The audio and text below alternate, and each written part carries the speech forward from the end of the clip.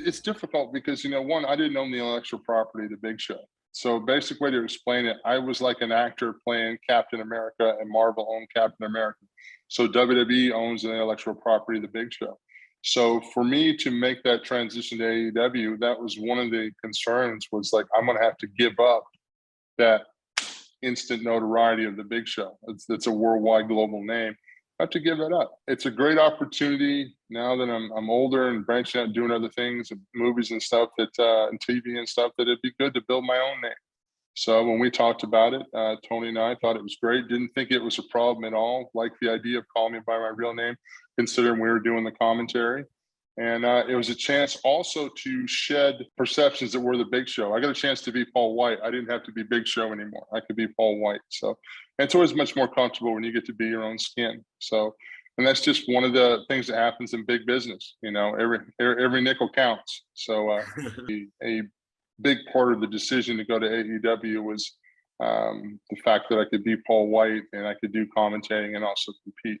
So Tony Khan made it happen. It's tough because, it's what you've been known for 4 decades, and it's like starting all over again. So for me, I'm excited about that opportunity.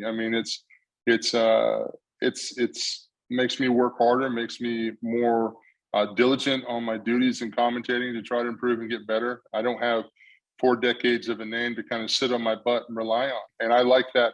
I like that challenge. So I step up to it. TV, it's never been hard for me at all. I've been fortunate enough to have somewhat acting skills. I guess you could say I have some acting skills.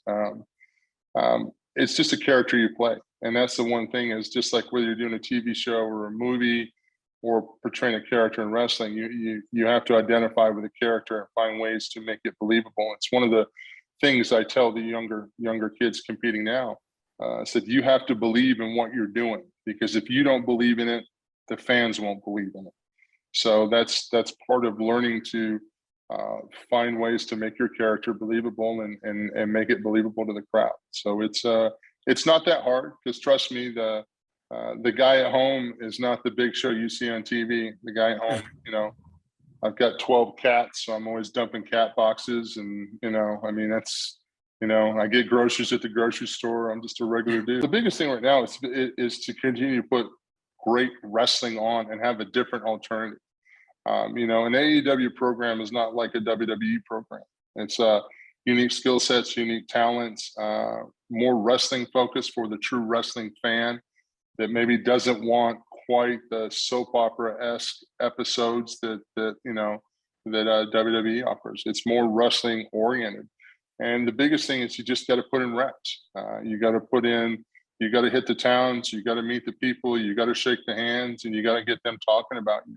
And it takes time to do that. But I think the one thing that makes me feel confident in AEW is the guy at the helm, Tony Khan, who does have a vision, who is a wrestling fan. He's not coming at this like a businessman that just wants to make money. He's coming at this like a fan, and he's always been a wrestling fan. His dream is to build a global brand, and Tony's a smart guy, and he'll get it done. It's going to take time. There's going to be bumps in the road along the way. There'll be setbacks here and there, but as long as you stay true to the course, I'm sure AEW is going to continue to grow, which is great for the fans. It's great for the talent. It's great for both companies, because competition is a great thing. It's a lot more complicated than I think people think. I know that throughout my career, people have always asked me, "Oh, can we get backstage passes?" Like, for what? It's not a rock concert. We're not all huddled together like telling stories. Like most of the guys on a TV day aren't talking.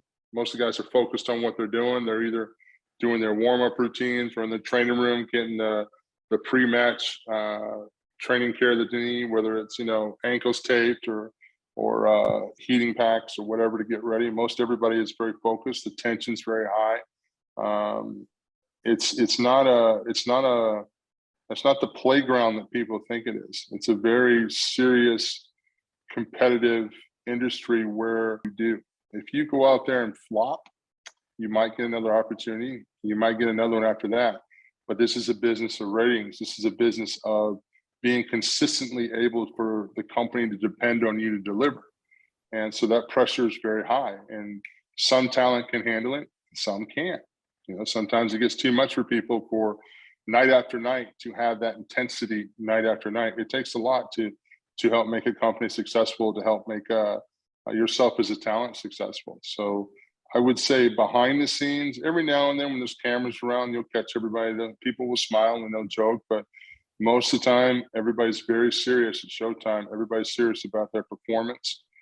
In our business, you can't really plan out A to Z in the back because every crowd is different.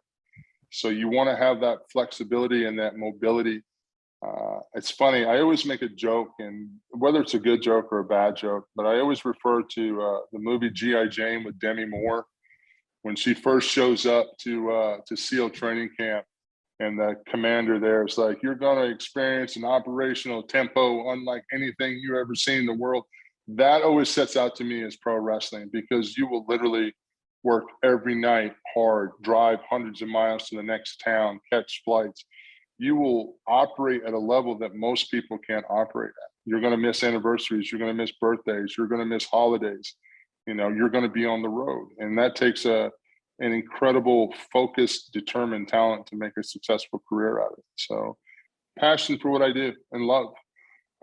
Here's the thing, older people tell younger people all the time, you can't do something unless you love doing it. Well, it's true, especially this industry. You have to love professional wrestling. You have to love the bumps, the bruises, the breaks, the injuries, the not having any privacy, the random judgments, all the things, good and bad, positive and negative, that come out. You have to take all that in and handle it. And like I said, it's not meant for everybody. But at the root of the core, if you're passionate about pro wrestling, if you love what you do, it becomes bigger than you. So you're not just carrying it. It becomes bigger because you feel a debt to your talent in the locker room, because you don't want to let them down.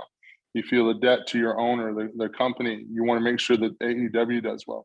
You feel a debt to your fans. You want to make sure that they're happy and blown away by what you do. So it becomes bigger than you. Then I think it becomes easier to have that passion and direct that passion. And simple, stupid. That's always been my motto my whole career. I don't make anything more complicated than it needs to be.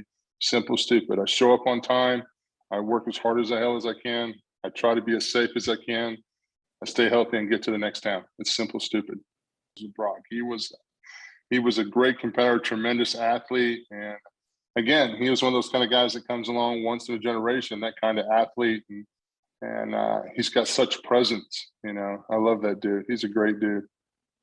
Yeah, there you go. It is the real me. So that's Paul Wight. That's what you get. So there you go.